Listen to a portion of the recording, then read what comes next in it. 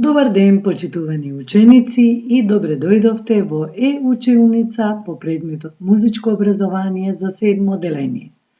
Ви посакувам убави моменти поминати заедно со мене во ова наше видеодружење. Ние денес ќе се запознаеме со поделбата на човечките гласови и видови женски гласови преку делата Приспивна песна Тодор Скаловски, Арија на Керубино од Свадбата на Фигаро Волфганг Амадеус Моцарт и Нана Мануел де Фалја. Која е целта на содржината? Преку оваа содржина вие треба да ја научите поделбата на гласовите и да ги набројувате женските гласови. А што очекувам јас од вас после овој час? Да ги препознавате машките, женските и детските гласови слухово, да ги именувате женските гласови со стручни изрази и да ги разликувате женските гласови според карактеристиките боја и висина слухово. За овој час потребен ни е следниот материјал: нотна тетрадка, молив и гума за запишување на податоци, YouTube програма. Но пред да почнеме со изучување на новата наставна содржина, ајде да се потсетиме. Што е вокална музика? Вокална музика или изведба е онаа музика или изведба што се исполнува со човечки гласови. Имаме сега еве и првата задача. Слушни ги трите композиции и воочи го видот на гласот со кој е исполнета секоја од нив и запиши ги во твојата тетрадка. Повелете линкови на кои ќе ги слушнете трите композиции. Уживајте!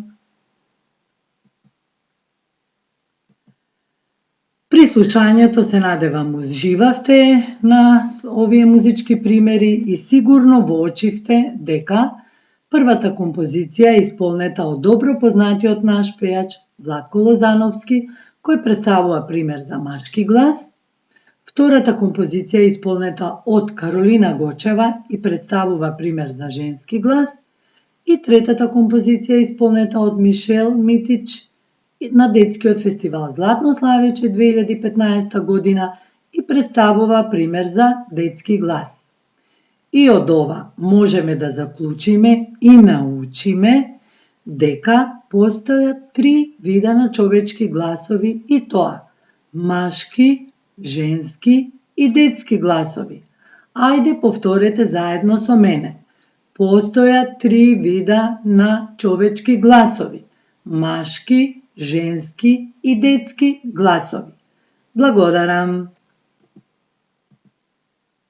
А сега да видиме кои се женски гласови. Во зависност од гласовните можности на пејачот, обемот на тонови од најнискиот до највисокиот, гласовите се делат на високи, средни и ниски гласови. Гласот на девојчињата во развојниот период се менува и во младешката возраст добива звучна јачина, боја и се оформува во еден убав женски глас. Но каква висина ќе има тој глас, зависи од видот на гласот. Највисокиот женски глас се вика сопран, кој е подвижен, светол и нежен, посебно во високите тонови или регистри. Средниот женски глас се вика мецосопран со позатворена звучност, кој во пониските тонови се приближува до алтот, и најнискиот женски глас се вика алт со карактеристична звучност и нијанси на мека, позатворена и силна звучност. И како што може да видите, значи ние ги научивме и видовите женски гласови, и тоа највисокиот сопран, средниот мецосопран и најнискиот женски глас алт. Но како звучат тие? Ние сега имаме примери за звучноста на женските гласови. Преку слушање на композицијата Приспивна песна од Тодор Скаловски ќе го слушнеме сопранот. Преку слушање на композицијата Арија на Керубино од Свадбата на Фигаро од Волфганг Амадеус Моцарт ќе го слушнеме мецосопранот. и преку композицијата Нана од Мануел де Фаља ќе го слушнеме Алтот. Уживајте! А сега да ве запознам со најпознати женски гласови кај нас во Македонија. Најпознати сопрани се Елена Голомеова, Милена Арсовска, Весна Гиновска-Илкова, Ана Дурловски, Славица Петровска-Галики. Најпознати мецосопрани се Александра Коцевска, Николина Јаневска, Ирена Кавкалевска, Марина Поповиќ и други. И алти се Милка Евтимова, но низата на познати алти дополнете вие, почитувани ученици, истражувајќи на интернет. Ви благодарам.